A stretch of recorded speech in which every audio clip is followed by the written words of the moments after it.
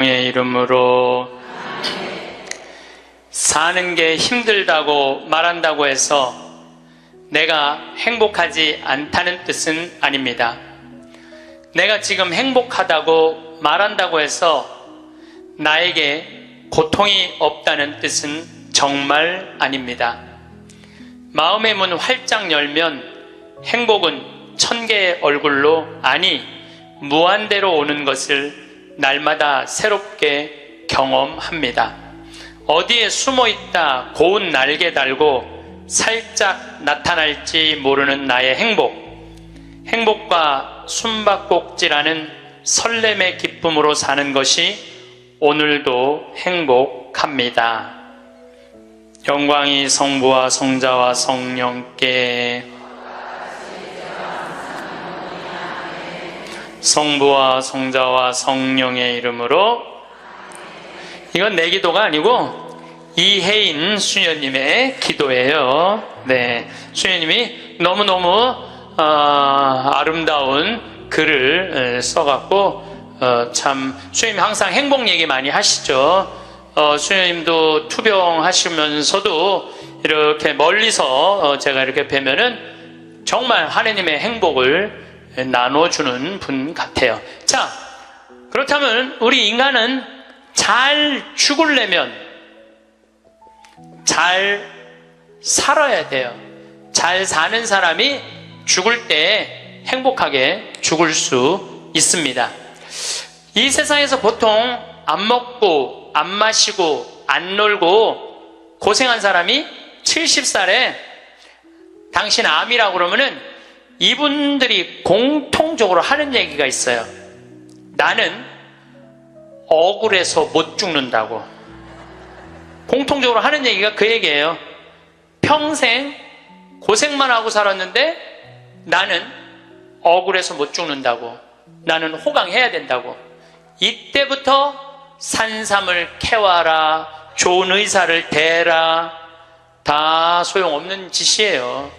그러니까 암 걸리기 전에, 당신 죽는다는 얘기하기 전에 이 삶을 만끽하고 삶의 기쁨 속에서 사실 필요가 있다는 겁니다. 그럼 우리나라 1살서부터 30살 행복하냐? 30살서부터 60살 행복하냐? 60살서부터 120살 행복하냐? 이거예요. 제 얘기는 제가 왜 120살이라고 말씀드리느냐 하면 20년 전에 제가 강의할 때 앞으로 100세 시대 올 겁니다 라고 말씀드렸을 때 많은 할머니들이 이렇게 말했어요. 신부님, 끔찍한 소리 하지 마세요. 무슨 100살을 살아요? 그런데 요즘 텔레비전에 100세 안보장, 100세 연금보장 나와요, 안 나와요? 나오죠? 이런 거 나올 줄 꿈에도 몰랐을 거예요. 그럼 앞으로 20년 후에 텔레비전에서 100세 안보장, 100세 연금보장 나올까요? 20년 후에는 120세 안보장, 120세 연금보장 나오게 돼 있어요. 그렇다면 지금 60 되신 분들은 앞으로 몇 년을 더 살아야 되느냐면은 60년을 더 살아야 돼요. 60년을. 아까 첫 시간에 제가 이런 말씀 드렸어요. 남편하고 자식들을 위해서 전부 바치지 말라고. 얼마만 바치라고? 반만 바치라고. 반은 누구를 위해서 남겨놔야 돼? 나를 위해서 남겨놔야 돼요. 내가 행복해야지 남편도 행복하고 자식도 행복한 거예요. 내가 불행한데 어떻게 남편하고 자식이 행복할 수 있습니까? 우리 부모님이 80 넘어 돌아가셨다. 한번 손 들어보세요. 80 넘어 돌아가셨다. 우리 부모, 이렇게 많아요. 부모님이 90 넘어 돌아가셨다. 손 들어보세요. 손 내리시고, 우리 부모님이 아직 90이 넘었는데 아직도 살아계시다. 손 들어보세요. 자, 혹시 우리 부모님 아니라 이모, 고모라도 100살이 넘은 사람이 있다. 한번 손 들어보세요. 거긴 몇 살이에요? 104살. 그 뒤에 분은 101살. 네. 보통 제가 이렇게 강의할 때 2분 정도 100살 넘은 부모님 있다고 얘기를 해요. 2분 정도. 무슨 얘기냐면은 지금 한국에 100살 넘은 사람이 몇 명이냐면 2만 명이에요. 2만 명. 100살 넘은 사람이, 아니 옆에 아무나 100살 넘은 사람이 있으니까 2만 명이 넘어요. 그럼 앞으로 20년 후에는 내가 보기엔 20만 명 훨씬 넘어요. 여기 그 대상자들 전부 앉아 있는 거예요. 대상자들 전부 앉아 있는 거예요. 그러면은 1살서부터 30살 행복하냐? 1살서부터 30살은 뭐 해야 되는 나이냐면은 엄마 아빠 중요한 건 친구들하고 먹고 마시고 놀아야 되는 나이예요. 여러분들 사람이 되려면 책상 안에서 공부를 해야지 사람이 되는 게 아니에요. 사람이 되려면은 친구들하고 어우러져서 뛰어놀아야지 사람이 돼요. 엄마 아빠랑 그 정을 느끼면서 뜨거운 어머니의 사랑, 아버지의 사랑을 느끼고 살아야지 사람이 되는 거예요. 책상 안에서 공부만 한다고 사람이 되는 게 아니에요. 근데 초등학교 1학년 애가 엄마 아빠 친구들이랑 좀 먹고 마시고 놀라고 그랬더니 엄마 아빠가 이렇게 말합니다. 이놈의 새끼야, 네가 지금 먹고 마시고 놀 시간이 어딨어. 공부해야지. 초등학교 1학년 애가. 제가 한동안 영어학원을 다녔어요. 잠비아 이제 가느냐고. 영어학원 이제 지하에다 주차를 해놓고 1층에 애들이 타요. 애들이 타면 초등학교 애들이 타는 거죠. 영어학원 온다고 타는데 요만한 애가 가방을 2개를 매요. 앞에 하나 뒤에 하나. 내가 물어봐요. 너 몇 학년이냐? 초등학교 1학년요. 그래요. 이거 가방을 왜 2개냐? 이거 학교 가방, 이거 학원 가방. 딱 그래 애들이. 또 요즘 애들 중에 너무 놀란 애들이 있어. 들어올 때 보면은 가방 안 메고 와요. 여행용 캐리어를 끌고 들어와. 여행용 캐리어를. 네, 캐리어를 끌고 다니는 애도 있어요. 보면은. 이거 초등학교 애가 학원을 13개까지 다니는 애를 봤어요. 얘는 엄마 아빠 친구들이랑 먹고 마시고 놀 시간이 없는 애예요. 중학교 올라가면은요, 중학교 올라가면은 자율학습 해야지, 보충학습 해야지, 학원 다녀야지. 엄마 아빠랑 먹고 마시고 놀 시간이 어딨어. 얘는, 인간은요, 언제 행복하냐면은 먹고 마시고 놀 때 행복한 거예요. 이거는 내가 요즘 인문학 교수들 얘기를 들어보면 결론은 그거야. 근데 너는 나중에 행복해. 넌 지금 나중에 행복하려면 지금 먹고 마시고 놀지 말어. 그래갖고 먹고 마시고 놀지 못하게 해요. 그럼 너 서울대학 가서 먹고 마시고 놀아. 그럼 우리나라 서울대학 가는 애들은 공부하는 애들의 0.5%만 서울대학을 가요. 99%는 서울대학 못 가요. 99%는 가지도 못할 서울대학 때문에 20년 인생을 다 날려버리는 거예요. 얘네들은 먹고 마시고 놀지 못하는 거예요. 그래서 얘네들 안에 뭐가 없느냐면 기쁨이 없어요. 얘네들 안에 뭐가 없느냐면 행복이 없어요. 친구가 있어야지 사람은 행복한 거예요. 친구가 없는 사람은 판단력이 떨어지게 돼 있어요. 친구가 없는 사람은 정보가 취약할 수밖에 없어요. 그 부모로부터 받은 후광 외에는 아무것도 없었던 거예요. 지금 와서 보니까. 여러분들 자식들도 정말로 답답하게 키우고 싶으면 계속 학원 보내면 돼요. 예. 그러니까 제일 중요한 거는 먹고 마시고 노는 거예요. 그럼 얘가 30년 동안 30살 이후부터 너 행복해야 돼. 그래서 30살부터 얘가 삼성에 취직해갖고 행복할 수 있다고 생각하세요? 우리말에 이런 말이 있어요. 먹어본 놈이 먹고 놀아본 놈이 논다고. 먹고 마시고 노는 것도 아무나 먹고 마시고 노는 게 아니에요. 먹고 마시고 놀 줄 모르면은 얘는 나중에도 행복할 수가 없어요. 나는 직원들한테도 나중에 잘 안 해줘요. 언제 잘해줘? 지금 잘해줘. 지금 잘해주려면 지금 잘해줘. 나는 가끔 무슨 공항에 20년 동안 청소하는 아줌마들 140만 원 월급 준다는 게 난 이해가 안 되더라고요. 그건 식구로 생각하는 게 아니에요. 우리 집에 와서 일하면은 내 식구인데 적어도 우리 집에서 일을 하면서 인간의 품위는 유지하고 살아야 될 거 아니에요. 그러니까 대우를 잘해줘요. 그런데 저는 학벌을 참 싫어해요. 내가 아주 공개적으로 강의 때 얘기하잖아요. 난 서울대학 싫어한다고. 싫어요. 저는 내가 서울대학 1년에 한 번씩 특강 꼭 가지만 그래도 싫어해요. 그래도 싫어해요. 예. 그래서 우리는 학벌을 따지지 않아. 직원 채용할 때 서울대학을 나왔든 유학을 갔다 왔든 이대를 나오든 연대를 나오든 일반 대학을 나오든 중학교를 나오든 고등학교를 나오든 초등학교를 나오든 첫 월급은 똑같아. 다 210만 원이에요. 아무리 잘났어도 210만 원, 아무리 못났어도 210만 원. 거기서부터 내가 평가하겠다는 거예요. 그리고 왜 내가 학벌을 따지지 않느냐 하면은 매주 띄우는데 뭐하러 서울대 졸업장이 필요해? 매주만 잘 띄우면 되지. 그렇지 않아요? 아니 매주가 서울대생만 보면 나 잘 떠야 되겠다 이래요? 나는 행복한 사람이 매주도 잘 띄우더라고 보니까. 이번에 우리 생태마을에서 깻잎을 4.5톤을 땄어요. 깻잎 장아찌 하려고 4.5톤 어마어마하게 땄어요. 그런데 깻잎 따는데 뭐하러 그놈의 2대 졸업장이 필요해. 그냥 그 2대가 뭐라고 그 온 나라를 뒤집어 가면서 2대 집어넣어갖고 참 웃기지도 않아. 우리는 깻잎 따는데 2대 졸업자 필요 없어. 뭐만 잘하면 돼? 깻잎만 잘 따면 돼. 깻잎만. 그런데 우리 생태마을에 이렇게 대우가 좋고 나는 나름대로 어제도 제가 새벽에 부모님하고 좀 어디를 좀 갈 일이 있어갖고 새벽 4시에 집을 나오는데 별이 이게 여러분들하고 같이 나누고 싶어. 근데 새벽 4시에 평창에 있어야 돼. 그 시간에 얼마나 영롱하고 아름다운지 참 좋아요. 너무너무 행복한 곳이에요 우리 생태마을. 그런데 우리 생태마을에 누가 남아서 일을 하느냐 가만히 봤더니 이제까지 200명도 더 왔다 가고 이력서도 이렇게 쌓여 있어요. 취직하겠다고.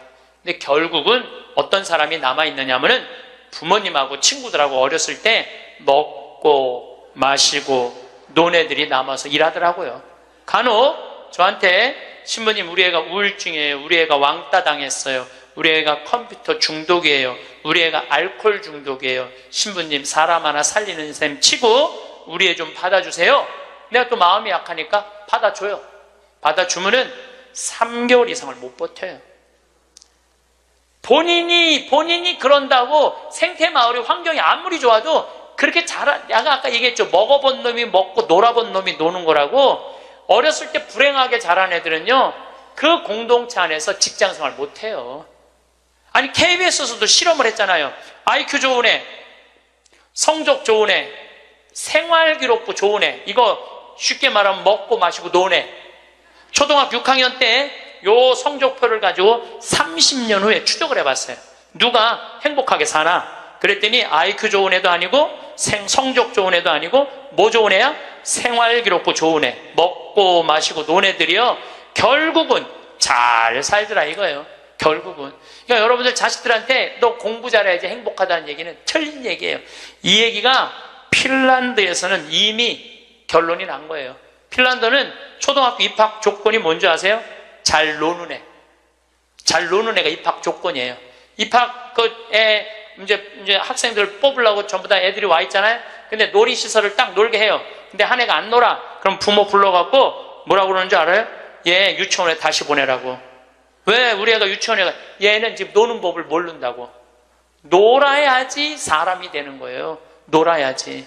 근데 우리는 먹고 마시고 노는 일을 아주 우습게 보는 거예요. 우리나라가 독일보다 4개월을 일을 더 해요. 4개월을 일을 더 하고 미국보다 3개월을 더 일을 해요. 1년에. 그런데 우리가 독일보다 잘 살아요? 미국보다 잘 살아요? 그렇게 뼈 빠지게 일을 하는데도 일한다고 돈 버는 게 아니에요. 제가 아주 재미난 일이 있었어요. 신나는 일이죠. 잠비아에 이제 우리 치과 의사들이 이번에도 1,400명 환자를 봤어요. 안과 의사 2분, 치과 의사 9분이 환자를 1,400명을 봤어요. 일주일에. 어마어마하게 환자를 봤죠. 근데 이제 그 의사 4년째 나 따라다니는 의사가 나 가기 전에는 맨날 신부님 나 비행기에서 떨어져서 죽었으면 좋겠어요. 차가 와서 쳐서 죽었으면 좋겠어. 그랬던 의사예요. 근데 잠비아 봉사활동 가면서부터 사는 게 즐거운 거야. 내 걸 나누니까 자기 존재의 의미가 있는 거예요. 근데 이 의사가 참 돈을 많이 버는 의사예요. 그런데 왜 죽고 싶으냐? 건물은 큰 걸 사놓고 그 빚을 해대느냐고. 화장실 가는 게 아까웠고 물을 안 마셔. 오줌 누는 시간이 아까웠고 진료 시간이. 그러니까 사는 게 즐겁지 않은 거죠. 여러분들 인생에 정말 힘든 게 뭔지 아세요? 확장 이전이에요. 여러분들 괜히 아파트 20평에서 40평 넓혀가는 거, 장사 잘 되는 가게 10평에서 40평 넓혀가는 거 다 고통의 시작이야. 그냥 있는 데서 살아요. 뭐하러 확장 이전을 해. 행복하지 않았던 거야. 근데 잠비아를 떠나면서부터 사는 게 즐겁기 시작한 거예요. 그리고 내가 얘기했어요. 인생은 화장실도 안 가고 진료하는 게 인생이 아니야. 먹고 마시고 노는 게 인생이야. 제발 먹고 마시고 놀아. 그랬더니 그때부터 먹고 마시고 놀기 시작하는 거예요. 일주일에 이틀 과감하게 놀고 1년에 성지순례 10일 나 따라가고 성지순례 다른 데 또 가고 호주 의사들 같이 여행 다니고 1년에 40일을 놀아요. 40일을 무지하게 노는 거예요. 그러니까 그 조카가 이제 군대 갔다 와서 아르바이트 하면서 그렇게 노니까 이모한테 그렇게 물어보더래요. 이모, 이 치과 월급은 나오는 거야? 이렇게 물어보더래요. 그런데 내가 물어봤어요. 그렇게 먹고 마시고 놀면서 진료할 때랑 화장실도 안 가고 진료할 때랑 어느 때 돈을 더 많이 버느냐? 그랬더니 요즘이 훨씬 많이 번대요. 그리고 세무서에서 연락 왔대요. 돈이 너무 많이 벌려갖고 세무조사 나올 테니까 직원들하고 또 어디 놀러 가라고. 그래서 이제 다음 달에 어디 정동진인가 직원들 데리고 놀러 간대요. 여러분들 집에서 청승 떨고 아무것도 안 마시고 지립대 일만 한다고 돈이 벌려지는 게 아니에요. 먹고 마시고 놀 때 돈도 많이 벌리는 거예요. 우리 생태마을 요즘 다 망한다고 그러잖아요. 우리 생태마을은 작년에 매출액이 45억이었는데 올해 50억이야. 50억. 얼마나 청국장 가루 깻잎 많이 팔리는지 몰라요. 하루에 2천만 원씩 팔려. 하루에 2천만 원씩. 요즘 내가 사장인데 내가 사장이 뭐 할 것 같아? 맨날 먹고 마시고 노는 거야. 맨날 먹고 마시고 노는 거야. 직원들 줄 거 다 주고 아끼지 않아요. 줄 거 다 주고. 그리고 이제 하도 이제 우리 신자가 아니라 비신자들이 물건을 많이 사니까 이제 사업자 등록을 해서 세금도 내요. 제가 세금을 내는데 1년에 2억 정도 세금이 나가요. 많이 나가요. 세금이. 그리고 우리 국장이 신부님 세금이 너무 많이 나가는데 현금은 신고하지 않아도 된다는 거예요. 그런 게 어디 있어? 현금도 다 신고해. 현금도 다 한 푼도 빼지 말고 다 야, 내가 신부로 사는데 왜 머리 복잡하게 살아? 그냥 있는 대로 보고하고 다 살아. 내가 세금 2억 내면은 국가가 그거 갖고 어려운 사람 도와주고 나라 돌아가는 거지. 그걸 그냥 이렇게 감추고 저렇게 감추다가 내가 가끔 우리 이제 세금 다 내요. 그래서 세금이 부담스럽더라고요. 다 한 달에 거의 2천만 원씩 세금이 나가니까. 그런데 텔레비전을 보면은 그 세금 떼어먹는다고 탈세한다고 대기업 총수들이 막 마스크 쓰고 막 휠체어 막 타고 막 침대에 누워서 막 들어왔다 나갔다 하는 거 보면서 내가 텔레비 보면서 한마디 해요. 내가 뭐라고 그러냐면 내고 살지. 아유, 내가 이렇게 말해요. 내고 살면 되지. 뭘 그렇게 돈이 많은데 그걸 그냥 돈을 아낀다고 나라 돈 빼먹어가면서 어려운 사람 나눠주는 거 빼먹어가면서 세금 내는 것도 내가 보기엔 자선이에요. 세금 내는 것도 국가가 잘 집행해야 되겠지만은 그 돈 없는 기업들한테 그 돈 뺏어가는 건 그건 악다군이 아니에요? 그 돈 갖고 직원들한테 막 보너스나 주고 여행이나 보내주지. 그럼 대한민국이 밝을 텐데. 요즘 국회가 참 많이 싸우죠. 치지도 않고 싸워. 내가 보기엔. 야, 어떻게, 김정은이 치지도 않고 핵 실험하듯이 우리나라 국회의원들도 치지도 않고 싸워. 그런데 여소야대가 돼갖고 협치한다고? 그것도 말도 안 되는 소리예요. 우리나라 국회의원들이 안 싸우는 날은 언제 안 싸우느냐면 초등학교 교육제도가 바뀌는 거예요. 초등학교 교육제도가 노는 걸로 바뀌는 거. 여러분들 우리는 자녀들한테 행복을 가르쳐야 돼. 자녀들한테. 근데 우리는 공부를 가르치고 있어. 애들한테 이 세상에 와갖고 행복한 걸 가르쳐야 되는데 공부를 가르치고 있어요. 이거 좀 생각해봐야 될 문제예요. 나는 자식들한테 행복을 가르쳤나 공부를 가르쳤나? 한번 생각해봐요. 뭘 가르쳤어요? 공부 가르치지 않았어요? 행복을 가르쳐야죠. 왜 공부를 가르쳐요? 2006년에 우리나라가 1년에 10만 명씩 조기 유학을 보냈어요. 2006년에 그때 조기 유학 분부로서요. 얘네들이 딱 10년 지났어요. 결론이 나와 있어요. 지금 조기 유학 다 실패했어요. 90%가 다 실패했어요. 그러면은 초등학교 4학년, 5학년 애가 조기 유학을 떠나. 그러면 미국에 가면은요, 여권심사대에서 막 영어로 막 물어봐요. 너 여기 왜 왔냐? 며칠 머무를 거냐? 뭐 때문에 왔느냐? 막 물어봐요. 그것도 한국말로 물어봐요? 영어로 물어봐요. 그럼 초등학교 4학년 애가 당황스러울 것 같아? 안 당황스러울 것 같아요? 당황스럽죠. 그리고 미국에 딱 가갖고 수업을 하면은요, 아무리 한국에서 영어 공부 열심히 잘해도 못 알아들어요. 얼마 동안? 1년 동안 못 알아들어. 걔가 무슨 죄를 졌다고 1년 동안 말도 못 알아듣는 데서 고생을 해야 돼? 그리고 여러분들 인종차별, 여러분들은 잘 모르지만은 저는 정말로 외국을 많이 다니면서 확실하게 인종차별 느껴요. 신부인 난데도 아주 농담하는 애들 많아요. 너 뭐하러 혼자 사느냐? 막 하느님이 네 뭐 애인이냐? 막 이래가면서 웃기지도 않게 인종차별해요, 걔네들이. 그럼 초등학교 4학년 애가 그 인종차별을 다 겪는 거야. 그러면 한국에서 걔한테 유학 한번 보내려고 그러면 9.11 테러 이후부터 미국은 외국인을 공립학교에 받아들이지 않아요. 다 어디에 들어가야 되냐면 사립학교에 가야 돼. 사립학교는 중학교, 고등학교 1년에 4천만 원, 5천만 원이에요. 등록금이. 1년에요. 1년에 4천만 원, 5천만 원이에요. 3년에 5천만 원이 아니고 기숙사비 3천만 원이에요. 방학이 4번인데 거기 못 있어요. 부모 없으면은 한국에 들어왔다 나갔다 해야 돼. 그러면 얘는 혼자 간 애는 계속 들어왔다 나갔다 해야 돼요. 그럼 비행기 값 1,000만 원이야. 그럼 1억이 나가야 돼요. 유학 보내면은. 그럼 우리나라 대기업 연봉 1억이거든요. 1억이면은요, 아버지는 아무것도 안 쓰고 얘한테 다 보내야 돼. 아버지는 아무것도 안, 아버지도 먹고 마시고 놀아야 되는 사람인데 그걸 못 하는 거예요. 그러니까 자식하고 마누라 보내면은요, 더 아무것도 못 해. 그러니까 친구들도 하루 이틀 같이 놀아주는 거지. 저녁에 같이 술도 못 먹자고 그래요. 내가 기러기 아빠들이랑 술 많이 먹었어, 옛날에. 먹어보면 그 얘기를 하면은 정말로 가슴이 아파요. 그러면은 하루 이틀 그러다가 이제 혼자 술집에 가는 거야. 혼자 술집에 뭐 장미 뭐 이런 데 가면은 그 아가씨가 아유 사장님 외로워 보여 이렇게 말하면은 내 마음을 알아주는 여자는 이 여자밖에 없구나. 그래서 뭐해? 사랑에 빠지는 거예요. 그걸 남들은 바람 핀다고 그러지. 그래서 바람 피는 거예요. 혼자 외로우니까. 인간은 어쩔 수가 없거든요. 그 시간에 집에 들어가갖고 아이하고 아내하고 해주는 거 맛있게 먹고 마시고 놀았으면 그 사람 바람 안 폈을 거예요. 대기업에 부장 정도 올라갈 사람이면 열심히 산 사람이니까. 그렇죠?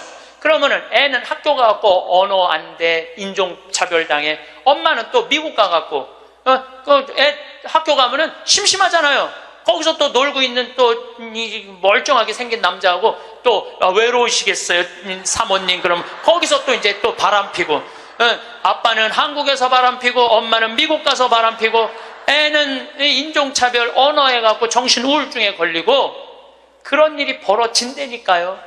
한두 집이 아니라니까요. 뭐를 위해서 애를 유학을 보낸 거예요? 뭐를 위해서? 다 집안 풍비박산 만들어 놓고. 그러니까 애한테 공부를 가르치면 안 된다니까요. 행복을 가르쳐야 돼요. 우리가 뭐를 해서 행복한지. 그래서 10년 동안 간 애들 중에 정말로 한국에도 아니고 미국에도 아닌 애들 많아요. 이건 아무것도 아니야. 대학 졸업하고 유학을 가면요, 얘 심지라도 있어요. 대학 졸업해서 유학 가는 애들. 근데 초등학교, 중학교 때 가는 애들은 심지도 없는 애들이야. 내가 한국인지 미국인지 구분도 안 되는 애들이야. 그래갖고 적응 안 되면은 중학교에 가면은 유학 온 한국 애들, 말 안 통하는 영어 안 되는 애들끼리 모여요. 모여서 노래방 가고 한국 드라마 보고 술 먹고 담배 피고, 고등학교 올라가면 마약해요. 마약하면 또 걸리면 감옥에 갔다 왔다 하고. 정말로 이 아이의 출세를 위해서, 이 아이의 미래를 위해서 유학을 보냈는데 아버지도 바람피고 엄마도 바람피고 애는 마약하고. 이런 집이 한두 집이 아니라니까요. 너무너무 많은 거예요. 이런 집이. 성공하는 비율은 10%밖에 안 된대요. 10%밖에. 그러니까 90%는 다 망가지는 거야. 그래갖고 이제 한국에 돌아오면은 집안이 완전히 망가진 거야. 애는 집에서 나가지도 않고. 왜냐하면 유학이라는 건 갔다 왔는데 대학을 졸업한 것도 아니고 한국에서 취직되는 것도 아니고, 그러니까 아무것도 못하는 거야. 그래서 나한테 와서 신부님 얘 좀 고쳐달라는 거예요. 자기가 10년 동안 망가뜨려 놓고 나한테 1시간 만에 고쳐달라는 거야. 내 안수하면 손에서 아무것도 안 나오는데 뭘로 고쳐 내가. 그런데 이제는 1년에 10만 명씩 가던 게 이제 3만 명밖에 안 가요. 왜? 실패한 게 결론이 났으니까. 나는 그러지 말자는 거예요.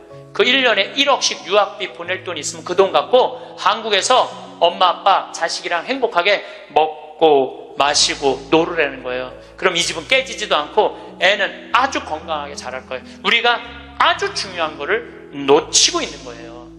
별거 없어. 인생이 뭐 그렇게 복잡해?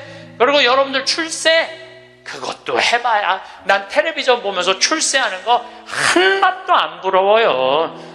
뭐 민정수석 무슨 수석들 지금 그게 사람 사는 거예요? 저런 모습이? 차라리 그 자리에 안 가면은 거짓말도 안 할 거 아니에요. 그 자리에 가면 어쩔 수 없이 거짓말하고. 어떻게 보면 여러분들이 훨씬 행복한 분들이에요. 여러분들은 거짓말 일이 뭐가 있어? 누가 돈을 갖다 줘야지 안 받았다고 그러지. 누가 돈을 갖다 줘야지 안 받았다고. 그렇다면은 30살에서부터 60살은 행복하냐? 대한민국에. 자, 이 30살에서부터 60살은 저는 인생의 황금기라고 생각해요. 여러분들, 여행은 가슴이 떨릴 때 가야지 다리가 떨릴 때 가면 안 된다니까요. 근데 이때 가야 될 때야. 가야 될 때야. 그런데 자식 공부시킨다고, 자식 출세시킨다고 나는 안 먹고 안 마시고 안 놀아. 30년 동안 그랬어. 그럼 이 사람은 30년 동안 껍데기 인생을 산 거예요. 자기 인생 산 거 아니에요. 자식만을 위해서 살았다고. 나는 자식 하나 잘 되면은 엄마의 기쁨이라고 그러는데 그것도 옛날에 45, 46까지 살 때 얘기예요. 이제 여러분들 120살 살면은요 자식이 90이 돼버려요. 그 자식 출세하는 거 여러분들 행복하고는 아무 상관이 없어요. 70살, 80살 된 자식하고 90살, 100살 된 여러분들하고 아무 상관이 없어요. 자식을 출세시키고 싶으면 여러분들이 먼저 출세해야 돼요. 자식을 철들게 키우고 싶으면 누가 먼저 철이 들어야 돼? 여러분들이 먼저 철이 들어야 돼. 그런데 여러분들이 30살부터 60살까지 자식 출세만 바란다고 빈 껍데기로 30년을 살았어. 근데 여러분들이 철이 들 것 같아요? 지금 대한민국에 30살부터 60살 철든 사람이 얼마나 있을 것 같아요? 그래서 유학 보내고 자기는 한국에서 바람피고 아내는 미국 가서 바람피고 애는 정신병이 들어요? 철이 안 드는 거예요. 삶의 의미가 뭔지 모르고 살고 있는 거예요. 진정한 삶의 기쁨이, 진정한 삶의 행복이 뭔지 모르고 사는 거예요. 정말로 자식을 행복하게 키우고 싶어? 여러분들이 행복해야 돼요. 여기 이 세익스피어가 아주 재미난 글을 썼어요. 중년에게 주는 9가지 교훈이라는 글을 썼어요. 한번 이 사람 한 몇 년, 한 400년 전 사람이 쓴 것 같은데 보세요. 첫째, 학생으로 계속 남아있어라. 배움을 포기하는 순간 우리는 폭삭 늙기 시작한다. 그러니까 여러분들 학생이기를 포기하면 안 된다는 거예요. 끊임없이 배워야 돼. 애만 배우는 게 아니야. 여러분들 배우셔야 돼요. 공부도 하고. 저는 제가 30살에 환경공학을 공부했어요. 얼마나 좋은 공부였는지 몰라. 내가 다니는 학교는 나는 아주대학 산업대학원을 다녔어요. 그런데 요즘 대학원 조금 돈이 좀 들어가서 그렇지 많아요. 가면은 뭐 내가 빵점도 받고 그랬지만은 그래도 석사학위도 받았어요. 공학 석사학위도 아주 재밌어요. 그리고 40이 돼갖고 글 쓰는 거 배웠어요. 글 쓰는 거 배워갖고 이 책도 지금 5권인가 책 냈잖아요. 얼마나 좋은지 몰라요. 요즘은 내가 유튜브를 통해서 정말 많이 배우고 있어요. 배우니까 참 재밌어요. 사는 게. 그러니까 여러분들도 배우는 걸 포기하시면 안 돼요. 둘째, 과거를 자랑하지 마라. 옛날 이야기밖에 가진 것이 없을 때 당신은 처량해진다. 삶을 사는 지혜는 지금 가지고 있는 것을 즐기는 것이다. 이거 세익스피어도 똑같이 말했어. 지금 가지고 있는 것을 즐기는 거야. 지금. 그러니까 뭐 나중도 생각하지 말어. 옛날도 생각하지 말어. 지금 오늘을 즐기면 되는 거예요. 있는 돈 갖고 나중에 쓰려고 그냥 쥐고 있지 말고 쓰세요. 내가 쓰라는 건 사치하라는 게 아니에요. 돈도 규모 있고 멋있게 쓸 수 있거든요. 쓰는 법도 나는 배워야 된다고 생각을 해. 세 번째, 젊은 사람과 경쟁하지 마라. 대신 그들의 성장을 인정하고 그들에게 용기를 주고 그들과 함께 즐겨라. 이것도 참 좋은 얘기 같아요. 그래서 나는 우리 여주에 우리 젊은 신부님들 계속 많이 초청하고 있어요. 함께 같이 하자고. 근데 참 젊은 신부들이 같이 있으면 참 좋아요. 저는 우리 생태마을의 부관장 모임을 한 달에 한 번 꼭 해요. 출신 부관장 신부님들, 그 신부들이 싫어할 수도 있지만은 한 달에 한 번 젊은 신부들을 모이면은 내가 모르는 거 너무너무 많이 알려줘요. 그들과 함께 즐길 수 있는 것만 해도 좋은 거죠. 넷째, 부탁받지 않는 충고는 굳이 하려고 마라. 늙은이의 기우와 잔소리로 오해받는다. 이것저것 챙겨나지 말라는 거예요. 우리 어머니가 그런 거 참 잘하는데 챙겨나지 말라는 거예요. 다섯째, 삶의 철학으로 삶을 철학으로 대체하지 말아라. 삶을 살으라는 얘기예요. 로미오가 한 말을 기억하라. 철학이 줄리엣을 만들 수 없다면 그런 철학은 지워버려라. 삶을, 현실을 살으라는 얘기예요. 괜히 개똥 철학하지 말고. 여섯째, 아름다움을 발견하고 즐겨라. 약간의 심미적 추구를 게을리하지 말아라. 그러니까 제가 이번 주 이선이 대전 공연이에요. 서울에 공연을 보니까 없더라고. 근데 우리 평창은 대전이나 서울이나 거리가 똑같아. 그래서 이제 대전으로 가는데 점점 나이를 먹으면 먹을수록 공연도 많이 가요. 저는 여기 이 삼성 여기 뭐 스퀘어인가 여기 공연 많이 와요. 예술의 전당도 많이 와요. 많이 와야 1년에 많이 온다고 그래요. 1년에 두세 번이야. 그 두세 번이라도 공연을 즐길 수 있으면 삶이 굉장히 풍요로워지더라고요.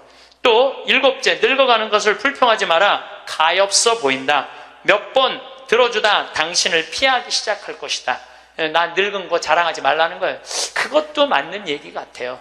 늙은 거 누가 뭐 알아주기는 해요. 아무도 안 알아주죠. 나이 먹은 거 자랑 아니야, 내가 보기에는. 그리고 나이를 먹으려면 곱게 먹어야 돼. 나이값을 해보면서 늙어가야지, 나이값도 못하고 나이만 디립다 먹으면 그게 뭐가 자랑이에요. 여덟 번째, 젊은 사람에게 세상을 다 넘겨주지 말아라. 이건 뭐냐면 재산 주지 말라는 거예요. 그들에게 다 주는 순간 천덕꾸러기가 될 것이다. 여러분들 아까 제가 말씀드렸죠? 자식하고 남편한테 다 주지 말고 얼마만 주라고? 반만 주세요. 항상 오늘부터 마음도 반만 주세요. 다 주지 말고. 두 딸에게 배신당한 리어 왕처럼 춥고 배고픈 노년을 보내며 두 딸에게 죽게 될 것이다. 이 리어 왕이라는 이 셰익스피어 이 작품을 읽어보면 굉장히 재밌어요. 딸들한테 자기 왕권을 다 넘겨줘요. 왕권 넘겨준 딸 때문에 이 사람 죽어요. 왕이 결국은. 그러니까 여러분들도 자식들한테 다 넘겨주지 마세요. 여러분들의 인생을 사세요. 아직 여러분들 한참 남아있거든요. 아홉 번째, 죽음에 대해 자주 말하지 마라. 죽음보다 확실한 것은 없다. 인류 역사상 어떤 예외도 없었다. 확실히 오는 것을 일부러 맞으러 갈 필요는 없다. 삶을 탐닉해라. 그때까지 삶을 먹고 마시고 즐겨라, 이 얘기예요. 먹고 마시고 즐겨라. 우리는 살기 위해 여기에 왔노라. 즐겁게 살라고 여기에 온 거란 얘기예요. 그러니까 이 30부터 60까지 여러분들은 나는 자식을 위해서 아무것도 안 한다, 이런 생각하지 말라는 거예요. 내 삶을 살아가라는 거예요. 그러면 60살서부터 120살은 행복하냐? 60살서부터 120살 나는 자식한테 바라는 거 하나도 없어. 나는 보상 심리가 없어. 이거 다 거짓말이에요. 자식한테 왜 바라는 게 없어요? 얼마나 많이 바라는데요. 자식이 용돈 안 갖다 주고 전화 안 하고 찾아오지 않으면 섭섭하다고 얘기합니다. 여기 있는 분들 다 그렇게 얘기해요. 얘기 안 하는 분들 거의 없다고 보면 돼요. 그런데 여러분들 60살서부터 120살까지 어떻게 자식이 60년 동안 효도를 할 수가 있어요? 그게 가능하다고 얘기 그런 생각 드세요? 나는 60년 동안 효도 받아 먹을 거야. 60살서부터 120살까지. 이거는 있을 수 없는 얘기예요. 그리고 늙어서 자식이 효도하면 행복하고 자식이 효도하지 않으면 불행하고.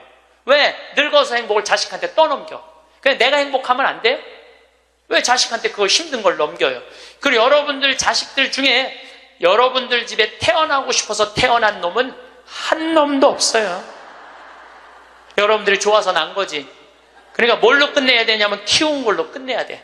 그런데 보상 심리가 있어요. 내 자식이 의사야. 그러면 내 주머니에 돈이 1,000만 원 있어도 이 할머니 절대 너 돈으로 가서 안 사 먹어. 뭐라고 그러냐? 왜 내가 내 돈 주고 사 먹어? 잘난 의사 있는데. 나는 의사 아들이 와서 사줄 때까지 나는 기다릴 거야. 기다려. 1년이고 2년이고 기다려. 의사 아들이 와서 사줄 때까지. 근데 여러분들 자식이 무슨 무당이야? 막 수술하다가 엄마가 오늘 갈비 먹고 싶어 하네? 내가 가서 갈비 사줘야지. 전화해요. 엄마, 내가 막 수술하다가 생각이 나는데 엄마 오늘 갈비 먹고 싶었지? 내가 오늘 가서 사줄게 라고 전하는 자식은 대한민국에 단 한 명도 없습니다. 지금 70, 80 된 나 갈비 먹고 싶은 거 누구만 알아? 나만 알아요. 여러분들 이걸 아셔야 돼요. 여러분들은 자식 생각밖에 없지만 자식은 여러분들 생각 없어요. 그건 확실합니다. 왜냐면 이게 실험의 결과가 나왔어요. 어떤 실험을 했느냐면 요즘은 사랑의 감정을 촬영할 수 있대요. 그래갖고 할머니들한테 젊은 자식들 사진을 보여주고 뇌파 촬영을 해보니까 막 그냥 뇌파가 난리도 아니라는 거예요. 자식 사랑의 감정, 잘된 자식은 좋아갖고 막 난리고 못된 자식은 그게 안타까워갖고 막 난리가 아니라는 거예요. 그러니까 여러분들은 지금 자식 보면은 내가 막 진동을 해, 사랑의 감정이. 그런데 자식한테 늙은 엄마 사진을 보여주고 뇌파 촬영을 해보니까 아무 반응이 안 일어나는데, 내가 이거 KBS에서 봐서, KBS에서 의사들이 실험하는 거를. 그러니까 여러분들은 자식 생각하는 거하고 자식이 여러분들 생각하는 거하고는 이건 차원이 달라요. 차원이. 정말 생각 없어요. 저도 어머니 아버지 86, 84살이에요. 그런데 내가 막 신부됐을 때 어머니 60이었을 때 어머니가 그랬어. 늙으면 죽어야 된다고. 그때 이제 효도할 때가 됐는데 죽으면 안 되지. 그래갖고 어머니 아버지 모시고 파리, 로마, 이스라엘, 베이징, 우리나라 금강산, 백두산, 우리나라 좋대는데 온천 다 모시고 다녔어요. 왜 모시고 다녔느냐 하면 죽는 데니까 빨리 보여줘야 될 거 아니야. 죽기 전에 5년 동안. 근데 요즘은 어머니가 늙으면 죽어야 돼 그 소리 하면 막 화가 나요. 왜 화가 나냐면 그 얘기한 지 24년이 지났어요.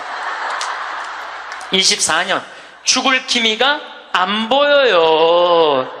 요즘 어떻게 잘 드셔서 그런지 완전히 얼굴이 새색시 같아. 새색시. 얼마나 이쁜지 몰라. 그래 죽겠어요? 안 죽어요. 그럼 24년을 내가 효도를 할 것 같아요? 5년 하고 끝났어요. 나도 5년 하고. 요즘은 나 강의 막 다니다 보면 한 달 동안 한 번도 생각 안 할 때 있어요. 한 번도. 근데 어머니는 아침에 일어나고 제일 먼저 나 위해서 묵주기도 20단 한대요. 하루 종일 아들 생각하는 거지. 집에 가보면 온통 내 사진이야. 그냥 온통 내 사진. 그런데 놀라운 건 우리 사제관은 어머니 아버지 사진 하나도 없어요. 하나도. 그런데 나만 그렇겠어요? 여러분들 자식들 먹고 살기 바쁜데 생각 안 해요. 그러니까 이제 내 인생의 주인공은 누구라고 생각하면 돼? 나라고 생각하면 돼. 그러니까 내가 지금 갈비 먹고 싶은 거 누구만 알아? 나만 알아. 그럼 누가 사줘야 돼? 내가 사줘야 돼. 누구 돈으로? 내 돈으로. 무슨 돈으로? 집 잡혀서 사줘야 돼요. 집 잡혀서. 그런데 우리나라 노인이 지금 700만 명이에요. 65세 이상이. 그러면은 부부가 산다고 하면 350만 세대죠. 350만 세대 중에 집 잡혀서 주택연금으로 사는 세대는 3만 5천 세대에 지금. 그럼 100명 중에 1명만 연금으로 사는 거예요. 자, 나 65세 넘었다. 한번 손 들어봐. 65세 넘었다. 왜 손 안 들어? 여기 지금 다 내 눈에 보이는데. 이렇게 많아. 자, 손 내리세요. 자, 이 중에 나 정말로 집 잡혀서 연금으로 생활하고 있다면 손 들어보세요. 지금 한 분, 두 분, 그러니까 제 말이, 세 분, 네 분, 제 말이 맞아요. 지금 여기 한 1000여 분 있는데 거의 100명 중에 1명만 집을. 그런데 이 집 잡혀서 사는 분과 집 안 잡혀서 자식한테 물려주겠다는 분하고 삶의 질은 또 달라요. 집 잡혀서 한 달에 150만 원에서 200만 원을 받아 사는 사람들은요, 근심 걱정 하나도 없대요. 마음이 그렇게 편안하대요. 그런데 자식들 용돈 받고 집 물려줄 생각으로 용돈 받고 사는 분들은 어떤 때는 자식이 10만 원도 갖다 주고 20만 원도 갖다 주고. 우리나라 평균 용돈이 10만 원이에요. 평균 부모님한테. 그럼 20만 원도 갖다 주고 30만 원도 갖다 줘. 근데 어떤 달은 100만 원도 갖다 줘. 100만 원도 갖다 주면 이 할머니가 그 돈을 못 써요. 왜 못 쓰는 줄 아세요? 다음 달에 얼마를 갖다 줄 줄 알고 이거 홀딱 닦았어. 그러니까 계속 불안하게 사는 거야. 계속. 그럼 늘 불만 속에서 사는 거야. 내 인생의 주인공은 난데 남한테 계속 기대고 사는 거예요. 그러시지 마세요.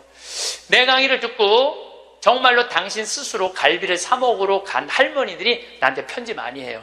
또 찾아도 많이 와요. 신부님 말대로 내 돈으로 사 먹어보니까 인생이 바뀌더래요.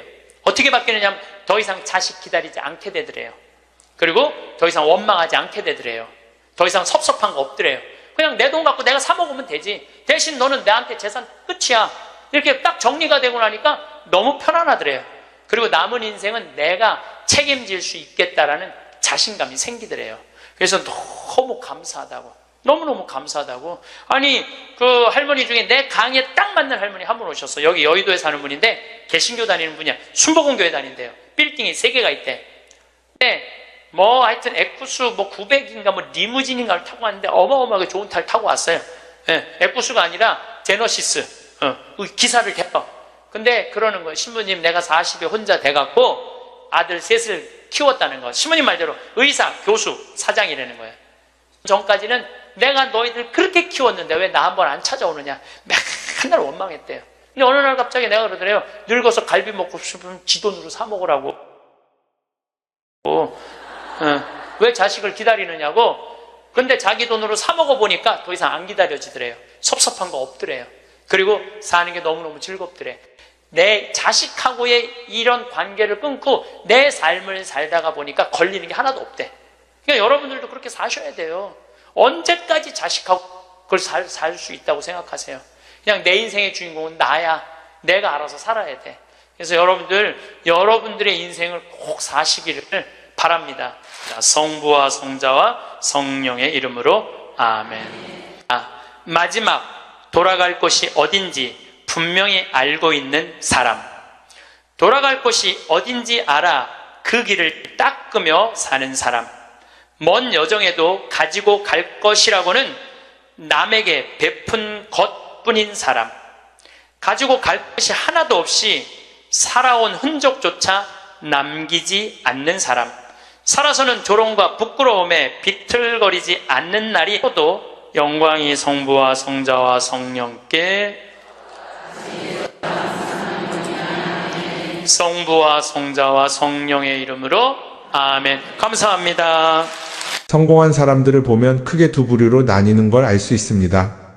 하나는 자신이 성공했다고 여기저기 떠벌리고 다니는 사람들, 그리고 또 하나는 조용히 아무 말 없이 자기 삶을 사는 사람들입니다. 우리는 흔히 성공을 하면 자연스럽게 자랑하고 싶어질 거라고 생각하죠.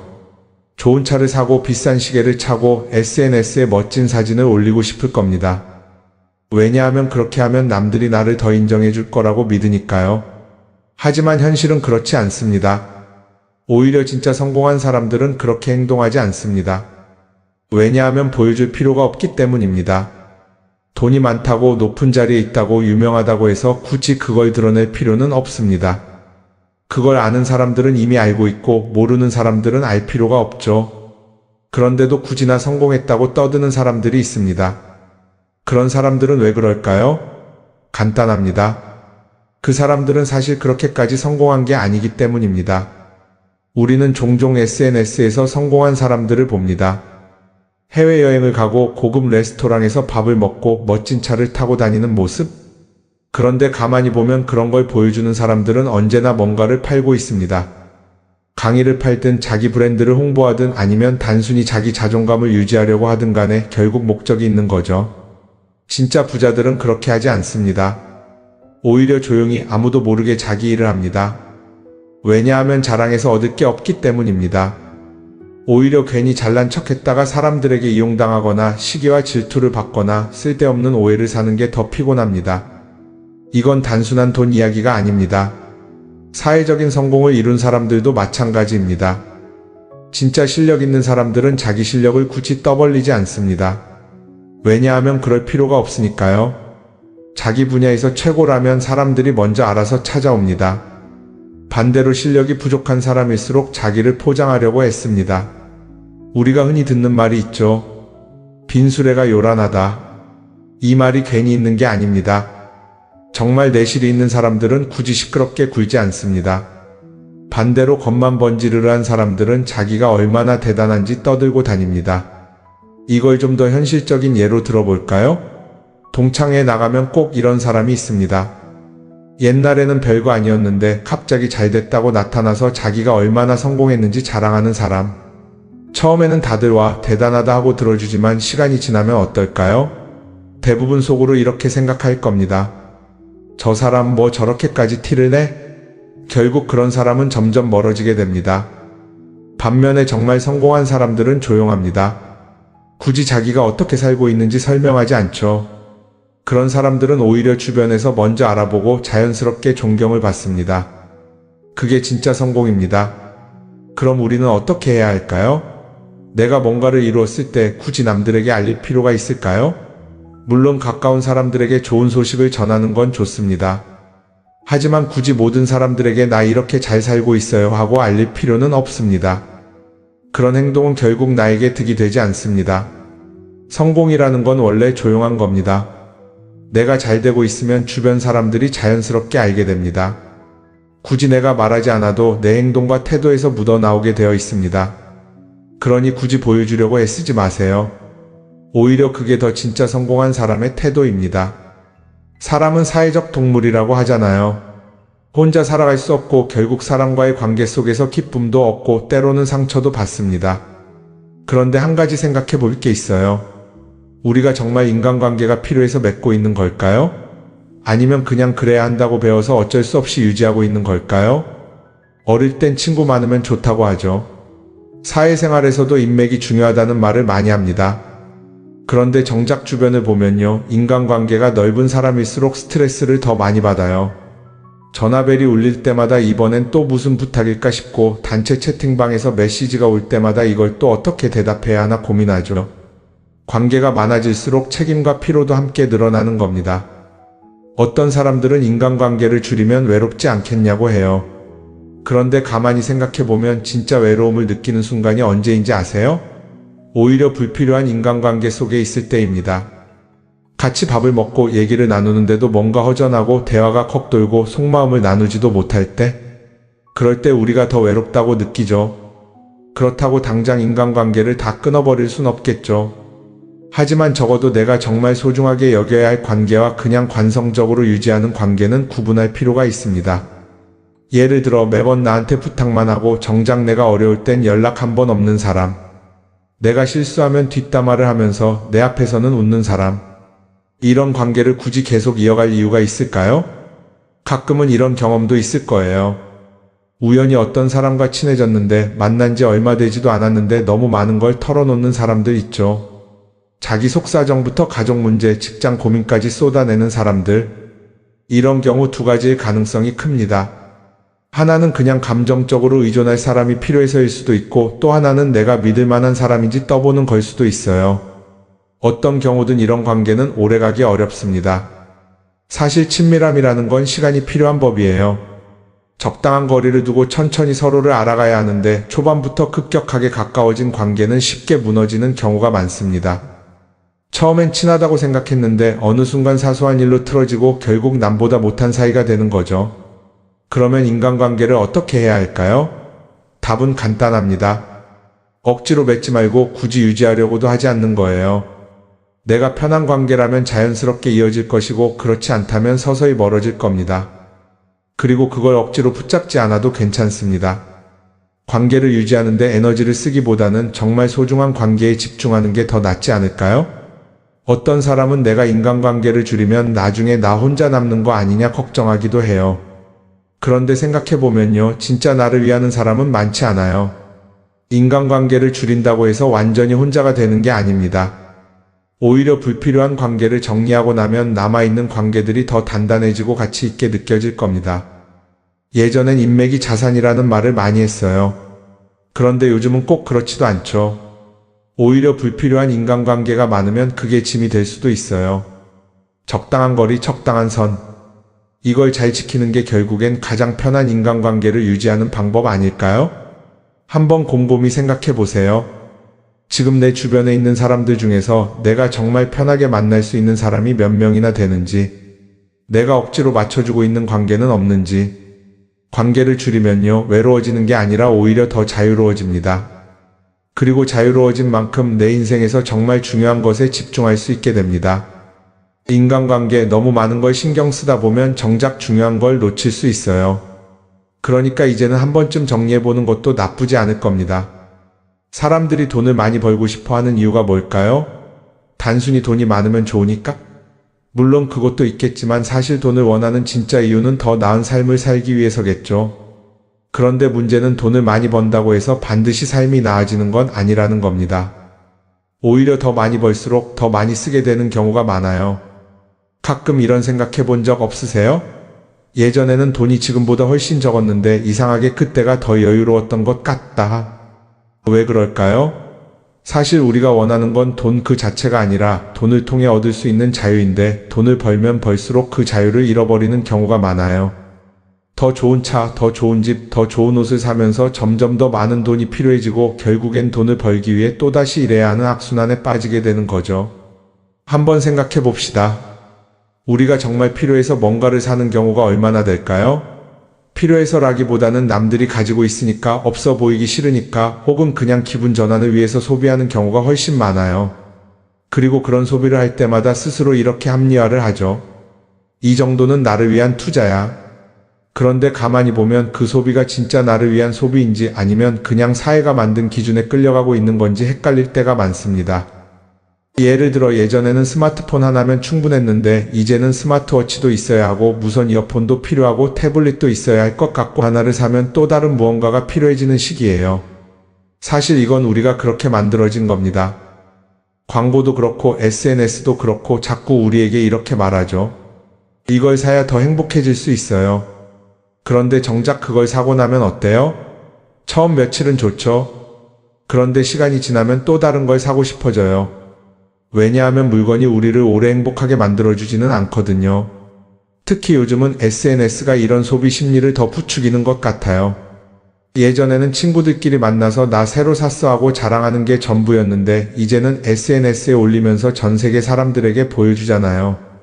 그러다 보니까 남들도 다 뭔가를 사서 올리고 나도 따라해야 할 것 같은 기분이 드는 거예요. 그런데 중요한 건 그 사람들도 사실은 나와 똑같은 기분이라는 겁니다.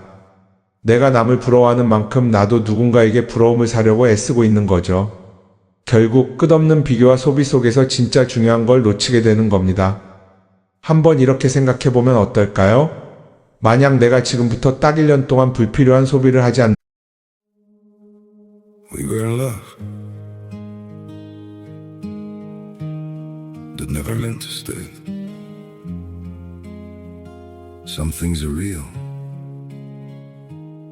even when they fade.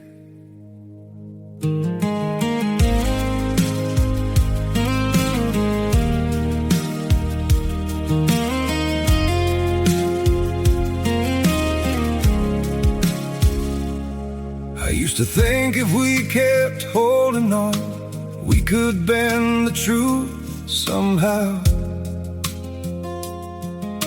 But love can't fight what's pulling us apart, and it's breaking us down now. Your hand, we were in love that never meant to stay. Some things are real, even when they fade.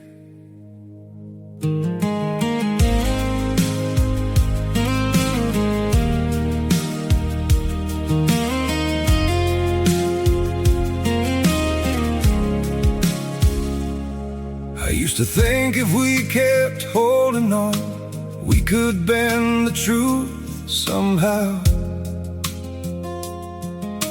But love can't fight what's pulling us apart, and it's breaking us down now. Your hand, we were in love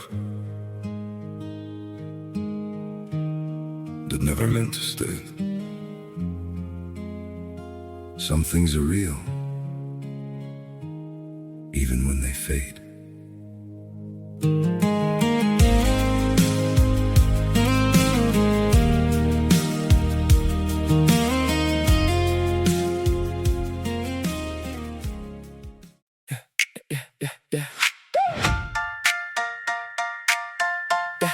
Yeah.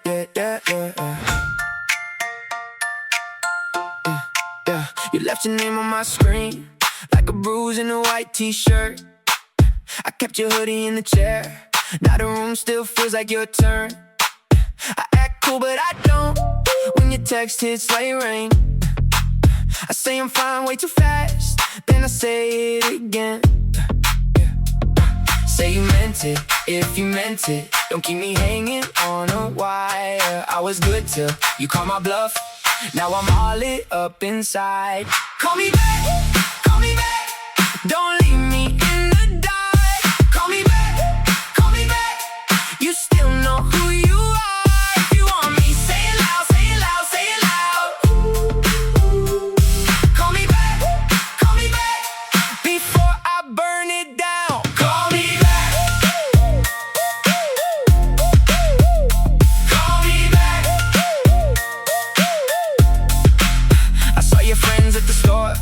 They said you've been acting brand new, but your old laugh still leaks out when the night gets too true. I don't need another lie wrapped up in a pretty little bow. If you're gone, then be gone. If you're here, let it show. Say you meant it, if you meant it. Don't keep me hanging on a wire. I was good till you call my bluff. Now I'm all lit up inside. Call me back, call me back. Don't leave me in the dark. Call me back, call me back. You still know who you are. If you want me, say it loud, say it loud, say it loud.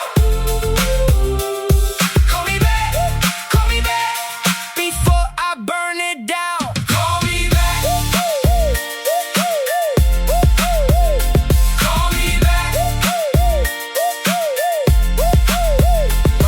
One ring, two ring, I'm staring at the floor. If you're done, then say done. Don't make me want you more. I got pride, I got time, but I don't got forever. One honest line could pull us back together. Call me back, call me back. Don't leave me in the dark. Call me back, call me back. You still 는다면 내 삶이 어떻게 변할까? 아마 처음에는 답답할 수도 있어요. 사고 싶었던 걸 참아야 하니까. 그런데 그걸 몇 번 참고 나면 어느 순간 깨닫게 될 겁니다. 내가 굳이 이걸 안 사도 괜찮네? 그렇게 불필요한 소비가 줄어들면 자연스럽게 돈이 쌓이겠죠. 그런데 돈이 쌓이는 것보다 더 중요한 게 있어요. 바로 마음의 여유가 생긴다는 겁니다.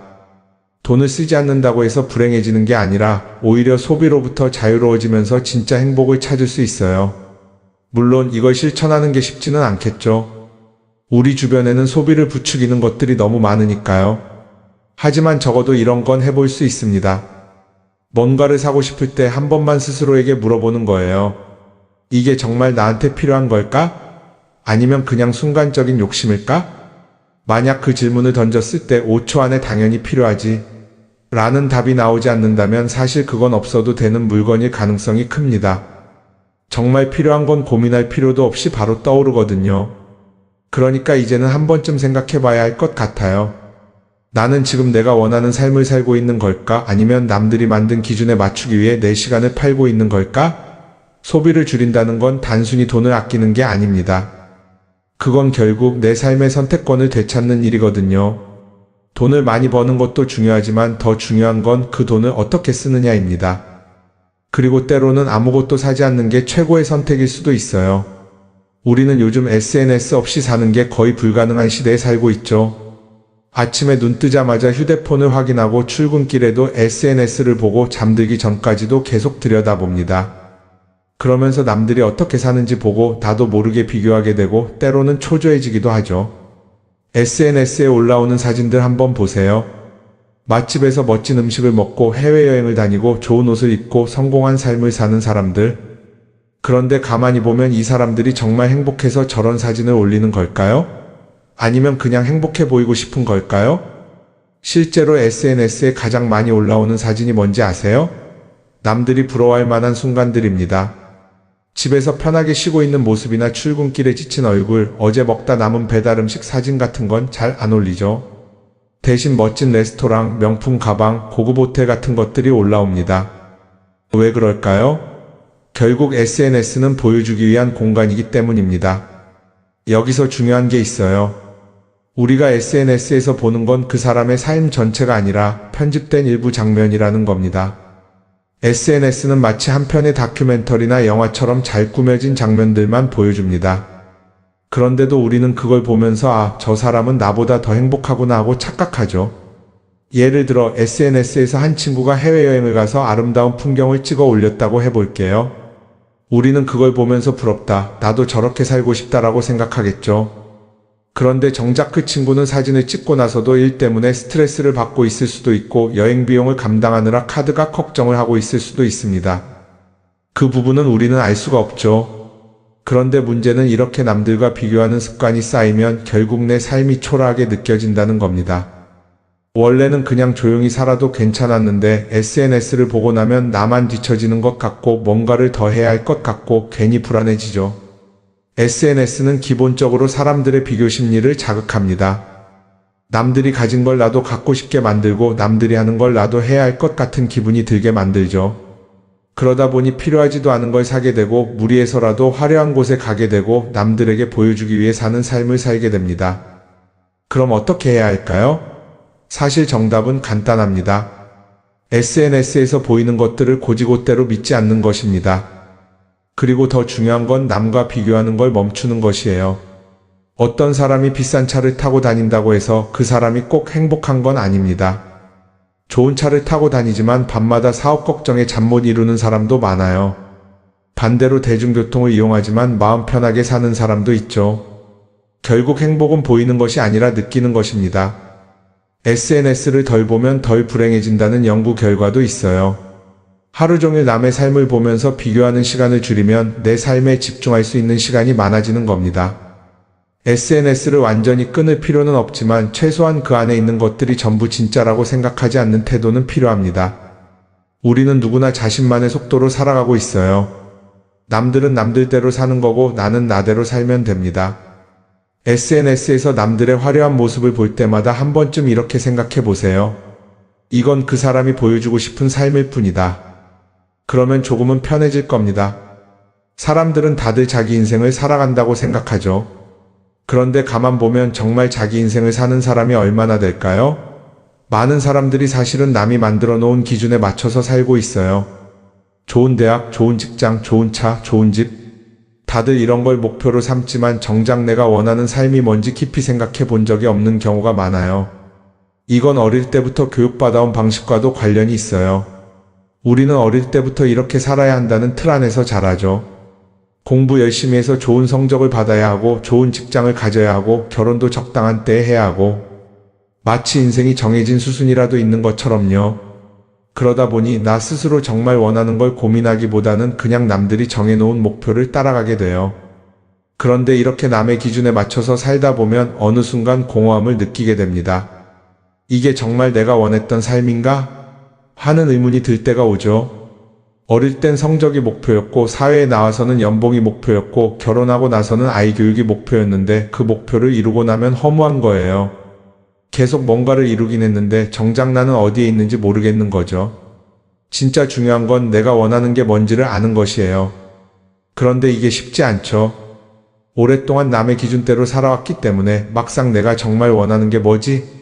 하고 물어보면 선뜻 대답하기 어려운 경우가 많아요. 하지만 이 질문을 하지 않으면 우리는 평생 남이 정한 기준 속에서 살게 됩니다. 그럼 어떻게 해야 할까요? 첫 번째로 필요한 건 내가 왜 이런 생각을 하게 됐는지 스스로 점검하는 거예요. 예를 들어 내가 비싼 차를 사고 싶다고 생각한다면 그게 정말 내 필요 때문인지 아니면 남들에게 잘 보이기 위해서인지 한번 따져봐야 해요. 만약 남들이 나를 어떻게 볼까 하는 게 더 중요하다면 그건 내 기준이 아니라 사회가 만들어 놓은 기준일 가능성이 큽니다. 두 번째는 다른 사람의 의견에 휘둘리지 않는 연습을 하는 거예요. 우리는 살아가면서 끊임없이 남들의 평가를 받죠. 그 나이에 그런 걸 시작한다고? 지금 그게 가능하겠어? 이런 말들이 우리를 흔들어 놓습니다. 그런데 그런 말에 신경 쓰다 보면 결국 아무것도 하지 못하게 돼요. 중요한 건 남들이 뭐라고 하든 내가 결정하는 거예요. 물론 남의 조언을 들을 수도 있고 참고할 수도 있죠. 하지만 최종 결정은 항상 내 몫이어야 합니다. 내가 결정하고 내가 책임지는 거. 그렇게 해야 내 삶을 온전히 내 것으로 만들 수 있어요. 세 번째는 내가 한 선택에 책임지는 자세를 가지는 거예요. 많은 사람들이 무언가를 선택하고 나서도 후회하죠. 괜히 이걸 했나? 이 선택이 잘못된 건 아닐까?